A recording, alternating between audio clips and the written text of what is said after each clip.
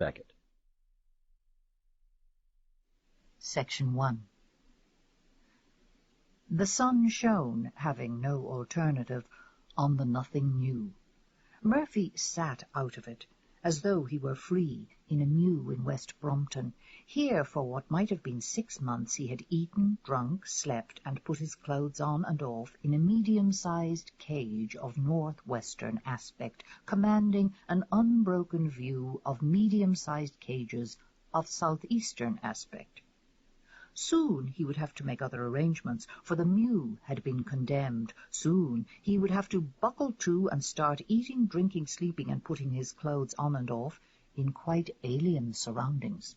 He sat naked in his rocking chair of undressed teak, guaranteed not to crack, warp, shrink, corrode, or creak at night. It was his own. It never left him. The corner in which he sat was curtained off from the sun. The poor old sun and the Virgin again for the billionth time. 7 scarves held him in position. 2 fastened his shins to the rockers, 1 his thighs to the seat, 2 his breast and belly to the back, 1 his wrists to the strut behind. Only the most local movements were possible. Sweat poured off him, tightened the thongs. The breath was not perceptible.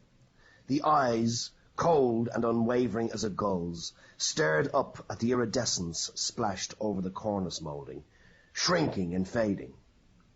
Somewhere a cuckoo clock, having struck between 20 and 30, became the echo of a street cry, which now, entering the mew, gave quid pro quo directly.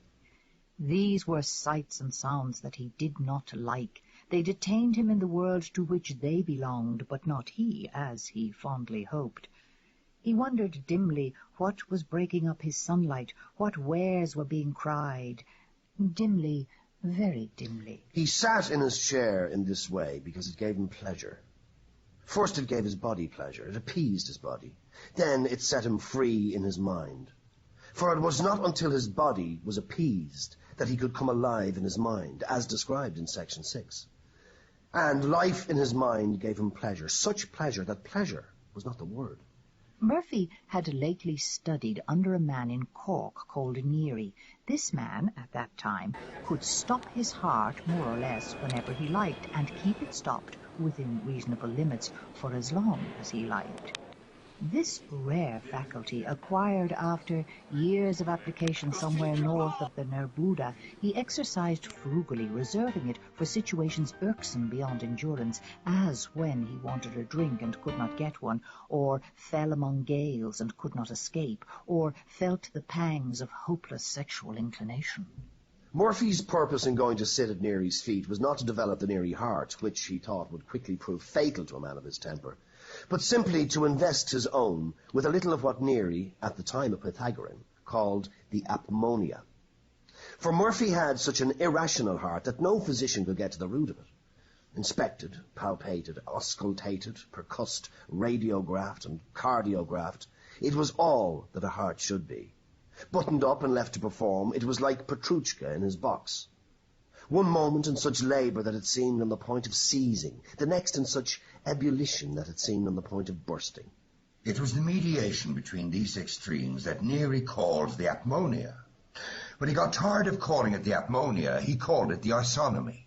When he got sick of the sound of the isonomy, he called it the attunement. But he might call it what he liked. Into Murphy's heart it would not enter. Neary could not blend the opposites in Murphy's heart. Their farewell was memorable. Neary came out of one of his dead sleeps and said, "Murphy, all life is figure and ground, but a wandering to find home. The face, or system of faces, against the big, blooming, buzzing confusion. I think of Miss Dwyer."